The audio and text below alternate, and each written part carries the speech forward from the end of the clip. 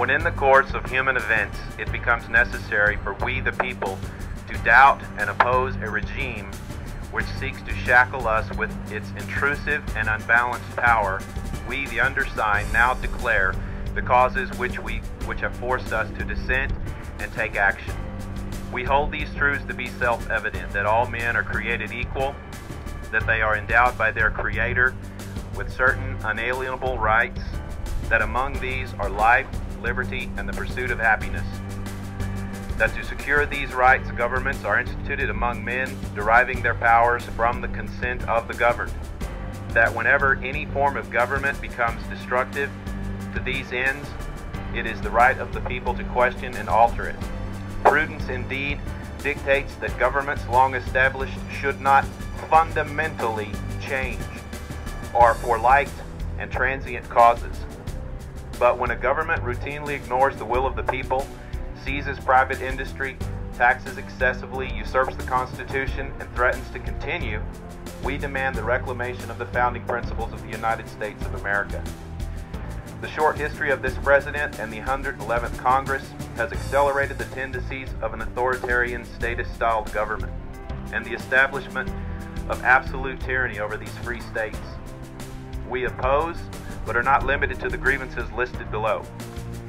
Government invasion of the healthcare system, unelected czars, government invasion of auto industry, banking, and investment, cap and trade, and absolute reverence to climate change policy, government bailouts, rushing legislation, lack of border enforcement, funding ACORN, profligate spending by Congress, unfunded mandates, earmarks, tax hikes, and the abuse of eminent domain. Although these grievances are well known, the legislative and executive branches have proven unresponsive to our legitimate and well-founded concerns. Therefore, we the people vow to be more vigilant and demanding. We vow to become proactive patriots and hold our elected representatives accountable. We will take our country back. And for the support of this declaration, with a firm reliance on the protection of divine providence, we mutually pledge to each other our lives, our fortunes, and our sacred honor.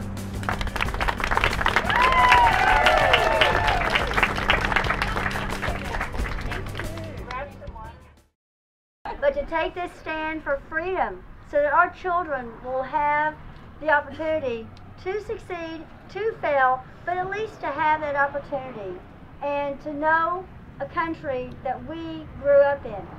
I'm not being, I think, overly dramatic on this. I think we are at a crossroads.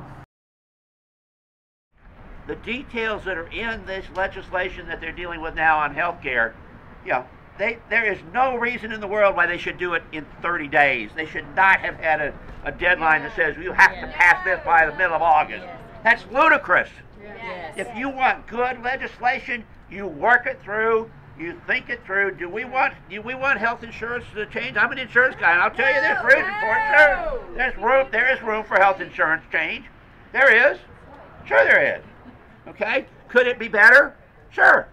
Do we need to change the whole healthcare system to do it? I don't think so. Okay? Do we need to change your relationships to your doctors or the patients you have? I don't think so. But I do think that there's room to legitimately look at things like people who might be excluded from getting insurance, or the insurance that's very costly for some people. We should be looking at that. Right? But that doesn't mean you pass a bill that does all the other things that this legislation would have done.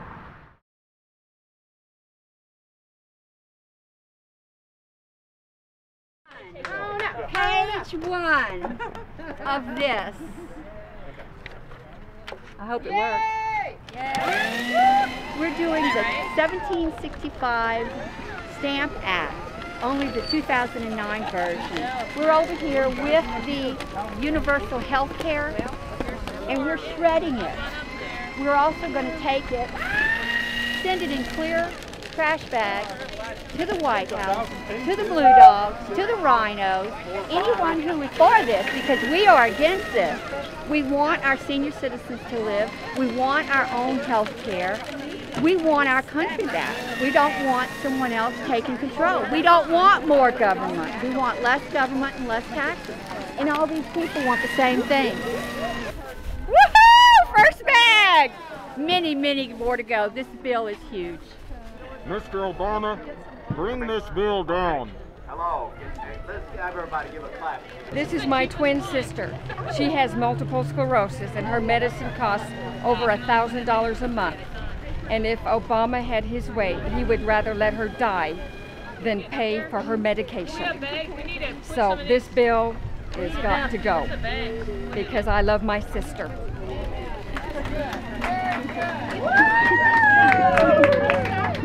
I'm a registered nurse. I've had to quit work because of multiple sclerosis, and I am now on disability. My income is fixed, and this health care thing scares the heck out of me because I don't think that I will get my medications paid for.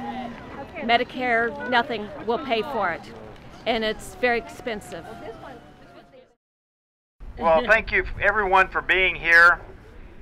I want to share with you some words that I have studied since I entered West Point almost 40 years ago. These words were spoken in 1962 by the great American patriot General Douglas MacArthur in his last speech to the U.S. Corps of Cadets. So now this is a speech that was given in the to the Corps of Cadets in 1962. May I say that I was there when he gave that speech? Oh. Jerry Madden was there. Listen to these words. Let civilian voices argue the merits or demerits of our processes of government, whether our strength is being sapped by deficit spending indulged in too long, by federal paternalism grown too mighty, by power groups grown too arrogant, by politics grown too corrupt, by crime grown too rampant, by morals grown too low, by taxes grown too high, by extremists grown too violent, whether our personal liberties are as thorough and complete as they should be. These great national problems are not for your professional participation or military solution. Your guidepost stands out like a tenfold beacon in the night. Duty, honor, country. Those last three words are the motto of West Point. They're words that I have tried to live my life by, and I know Representative Jerry Madden has as well. Those are words that will guide my tenure in office for you. But this talks about the civilian voices will discuss these issues. That's what you're doing tonight. Legitimately discussing the great issues of our nation, and I applaud you for being out here tonight, and I ask you to continue to raise your voices in discussion of these great issues. Thank you very much. This is serious times, folks. Wake up, please. We don't want the government involved in our health care, and we want to let them know that. We've been very active and very vocal in letting the government know that we don't want the government involved as much as they want to be in our national health care system. And we want government out of our lives. We want them to leave us alone so that we can have the health care that we want and desire. So I'm hoping by joining with others who have decided to go public and take a stand that we can make a profound impression on these politicians. So when they go back in September, they'll get the message and they'll be more responsive to all of us. I feel they want to control rather than govern, so I'm here to make a difference. There is nowhere in the Constitution that says everyone has a right to health care. I'm sick and tired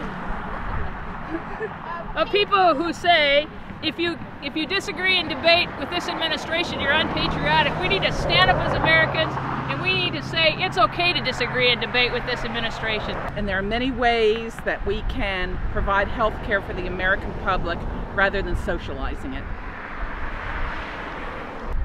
So I think it's time that the conservatives step forward and make their voices heard.